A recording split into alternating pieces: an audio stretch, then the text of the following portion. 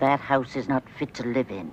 Welcome to Watch Mojo, and today we're counting down our picks for yet another list of underseen and undervalued films from the world of horror. We'll probably be divulging some important plot points, so a spoiler alert is in effect. Now I don't know who's dead or alive. I'm sick of killing. Number 20, The Wailing. This movie delves into a number of different genres, from occult horror to police procedurals to classic zombie cinema. Yet this modern horror classic also manages to feel even more expansive than those solid influences. The Wailing takes audiences into a universe of mysticism, leading into an almost impenetrable darkness. Director Na Hung-jin constructs a bleak narrative here, together with more cerebral dialogues on grief, superstition, and real-world evil. The Wailing asks a lot of questions, and the answers it gives may not exactly leave you feeling good about how the world works, but you will never forget the experience.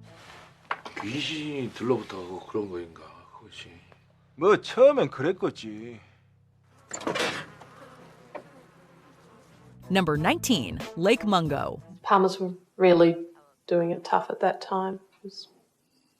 When I think of how bad it was back then, it's hard to imagine how much worse they would get. There have been a number of horror films that utilize the grieving process as a backdrop for their stories. Don't Look Now is a classic example of this, while 2008's Lake Mungo feels somewhat like kin to that 70s shocker, with a solid update to that central dramatic theme. The found footage style utilized within Lake Mungo doesn't feel cheap or out of place, but instead serves to ramp up the drama and service the story. The unbelievable tragedy that befalls the family in this film makes it easy to connect with all of the docudrama elements at play. And the overall creepiness of Lake Mungo still gives us chills. At some point, this figure came towards her from out of the darkness. Number 18, The Black Cat. Supernatural, perhaps. Baloney, perhaps not. There are many things under the sun. This collaboration between horror icons Boris Karloff and Bela Lugosi may not be as well known as Dracula or Frankenstein, but it could be argued that The Black Cat is actually as significant. There's a wealth of stylistic influence here from German Expressionism, while Lugosi and Karloff's respective performances certify their greatness as masters of their craft. The Black Cat possesses a malevolent atmosphere and enduring haunting sense of grandeur. This is Golden Age horror polished to gleaming perfection, with a surprising bite that made it subversive and boundary-pushing for its day. That's what I'm going to do to you now. Tear the skin from your body. Slowly. Bit by bit. Number 17, The Hitcher. You want to know what happens to an eyeball when it gets punctured? Certain classic films will never be eclipsed by remakes. This stunning 1986 original stars Rutger Hauer in one of his grisliest and most memorable roles as a demented hitchhiker who relentlessly stalks a young man played by C. Thomas Howell. Howell and its co-star Jennifer Jason Leigh are more than a match on screen for Hauer, and it's the nerve-wracking push and pull that serves as the crux of The Hitcher. This horror film is pure tension personified, and it's Hauer's obsessive performance that's burned into our collective subconscious forever as a good reason to never pick up a hitchhiker. Because I cut off his legs and his arms and his head. Number 16, Dead and Buried. You will try to kill me, Dad, but you can't.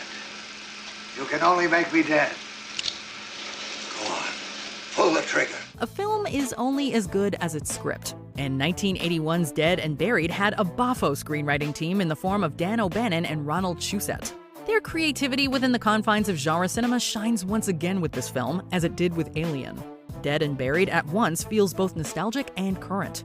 On the one hand, the body snatcher tropes going on within the small town of Potter's Bluff feel indebted to horror's old school. The gruesome special effects, however, are most definitely straight out of the Monster Kid playbook. As a result, Dead and Buried feels timeless, the sort of film that continues to offer rewards for those who discover its quirky charms. Call it black magic. Call it a medical breakthrough. I'll take my secret to the grave. Number 15, Saint Maud. She'll be all right? Oh, don't be an idiot, Richard. You gotta hand it to director Rose Glass. Saint Maud was a successful and impressive feature-length debut for a filmmaker who seems destined for more greatness. Horror fans flocked to Saint Maud and its tale of a caregiver who may be losing her grip on reality. Some of the best horror films adapt real-world situations or struggles and lay them out against a tableau of the fantastic. Saint Maud delves deep into religious fanaticism and accompanies the theme with striking visuals. Glass's direction here feels purposeful and assured, and we can only hope she continues on this successfully creative path on future films. Bymhlentyn, mae'r awr yn nesau. Yn fuan fy fyddin ymuno ar coflediad mawr. Number 14, Stage Fright. I hurt myself. Oh, I'm awfully sorry about that. You better go home and take care of whatever it is that's hurting you. A number of the films on this list are Italian, and that is for good reason. Stage Fright is only one of the films that sprang out of Italy's horror industry supernova during the 1970s and 80s. Director Michele Soave was a uniquely creative voice within Italian horror, and his amazing imagination permeated films like Stage Fright. Here, the well-worn slasher tropes are given new life by the completely bonkers idea of giving the killer a giant owl mask to wear. Additionally, the murder set pieces are unrepentantly graphic and sleazy, reveling in the red stuff in a manner Italian filmmakers became known for. Add to this a throbbing score by Simon Boswell, and you have a recipe for a Mediterranean horror feast. Okay. I'm ready. Let's go. Number 13, The Golem. Out of darkness cometh light. Out of death springeth life. Golems, creatures from Jewish folklore, have appeared now and again in film throughout the years. Michael Mann's The Keep comes to mind, as does the series of silent horror films that bore the creature's name back in the 1920s. This titular golem from 2018, however, successfully adapts the golem's origin story from a man-made monster into something with far more emotional resonance. Here, themes of parenthood and marital strife are counterbalanced against scenes of horror and violence. Yet the golem never feels heavy-handed. If anything, it's quite the opposite. And this is a horror film with a lot of worthwhile emotional layers. Who do you suggest might create this creature? Moses himself, perhaps? I will. Number 12, A Bay of Blood.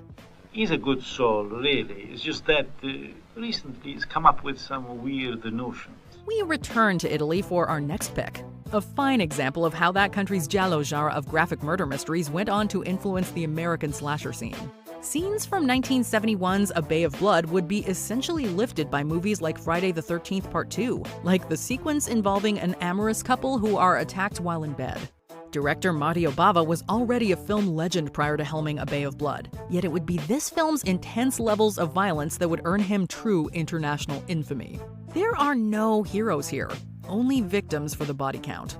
A Bay of Blood is a frenzied whodunit that pushed some serious boundaries in '71, and remains relevant viewing today. You thought you could take my mother's place, didn't you? No. But I'm going to kill you like I did tonight. I have nothing to do with it. Number 11, A Tale of Two Sisters. 그 여자도 이상하고 이 집도 이상해. Horror fans in North America have long sought out imported shockers from Europe, Asia, and beyond, all to receive a properly balanced cinematic diet. A Tale of Two Sisters was one of the earlier examples of South Korean horror that made crossover headway overseas, however, and was a critical and commercial cult classic. The film is a ghost story, sure, but A Tale of Two Sisters also knows how to dance around genre conventions to hit its own creative beats. There's a lot of darkness here, a tragic tale that isn't for those seeking out easy answers or happy endings tied up in a bow. Instead, A Tale of Two Sisters presents a psychologically messy family drama with an extra side helping of supernatural scares. 네가 나한테 마녀 하나 있는 거 알아.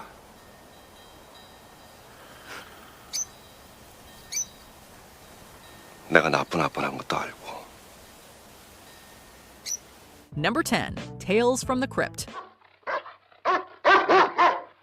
Well, at least feed my dog, please. He'll be fed all right. The horror anthology has always been a great medium with which to tell a variety of stories. The original Tales from the Crypt from '72 is arguably one of the best of these, and packs some serious star power. Joan Collins, Peter Cushing, Patrick McGee, and more all lend their talents to this wonderfully creepy anthology full of thematic schadenfreude for those who face the Crypt Keeper, played by Ralph Richardson. These are mini morality plays with the sort of classy execution that was a hallmark of British horror in the 1970s. There is no doubt that Tales from the Crypt is some of the best horror ever produced by the UK. Who's next? Perhaps you?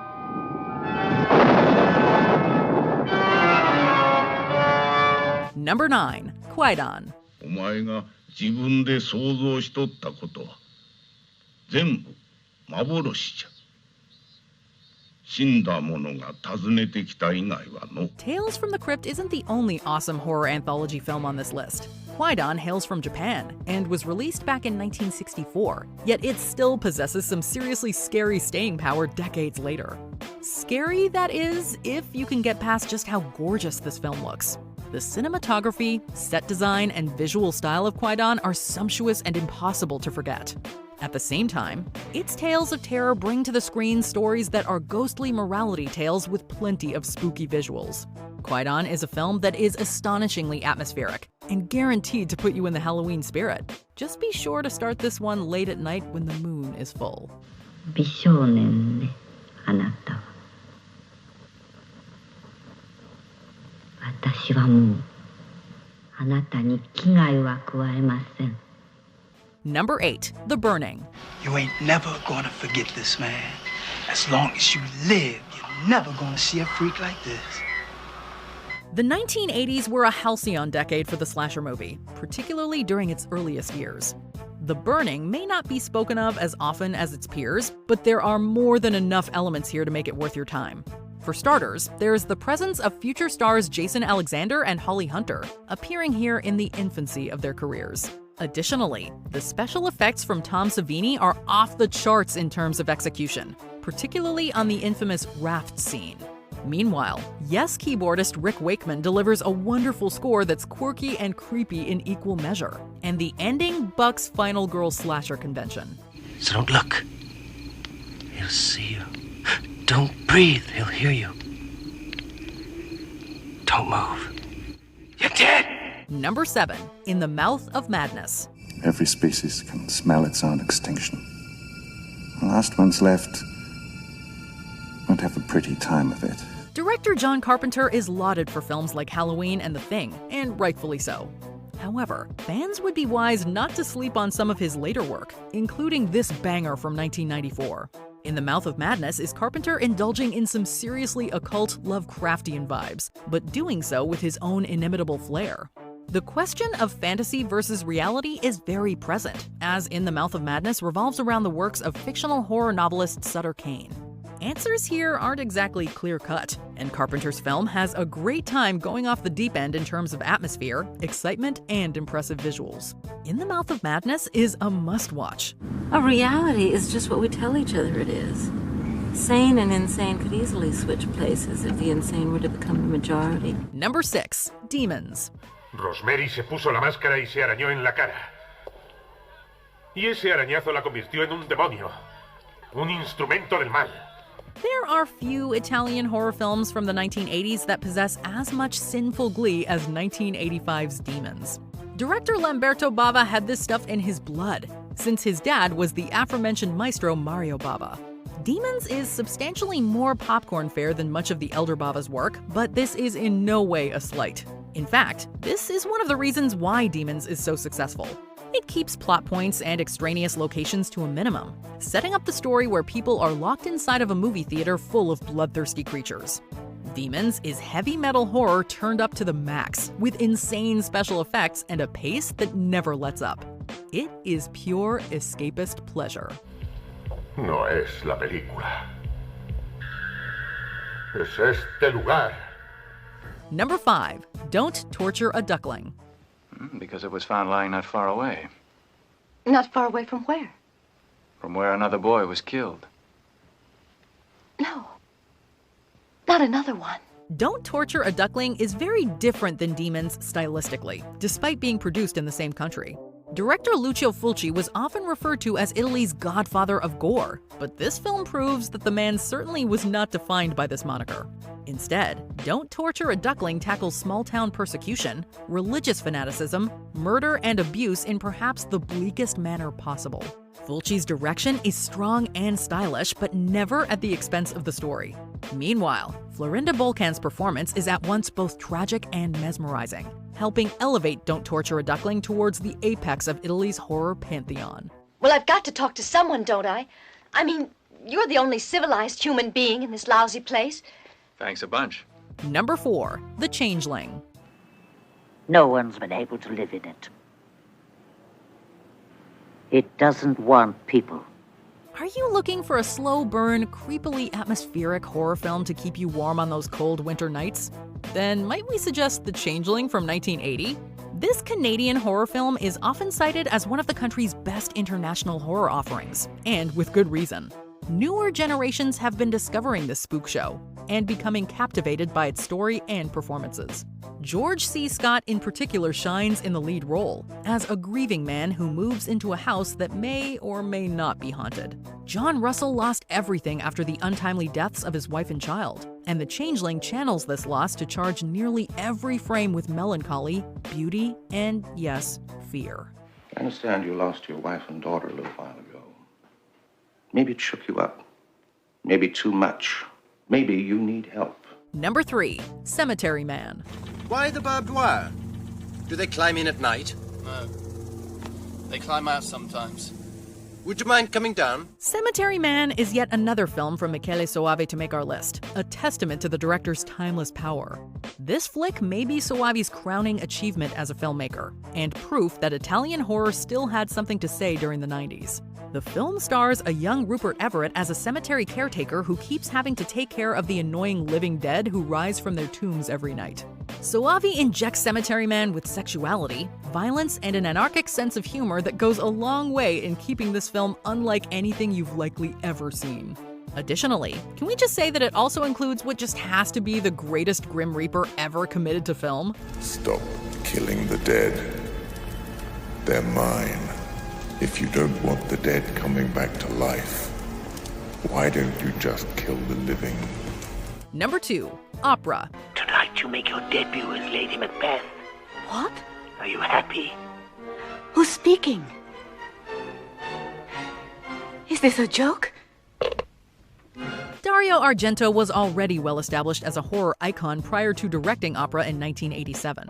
The director's groundbreaking work with films like Deep Red and Suspiria helped cement Italy as an international voice for genre cinema. Yet Opera proves that Argento still had plenty of gas left in the creative tank. Graphic murders are taking place within an opera house that's gearing up for a high-profile production of Macbeth. What does this have to do with Mara Chekova, and why is she being forced to watch? The answers aren't so simple, and honesty takes a backseat to all of the wild and crazy set pieces that make opera such idiosyncratic viewing. This one may be one of Argento's most unhinged works. Are you nervous? A little. No, a lot. Well, I'm here now, so you can relax. Before we continue, be sure to subscribe to our channel and ring the bell to get notified about our latest videos. You have the option to be notified for occasional videos or all of them. If you're on your phone, make sure you go into your settings and switch on notifications. Number 1, The Innocents. Enter, my lord. Come from your prison. Come from your grave. For the moon is arisen. This incredible film from 1961 is an all-time classic ghost story, a masterpiece adapted from Henry James's novella The Turn of the Screw.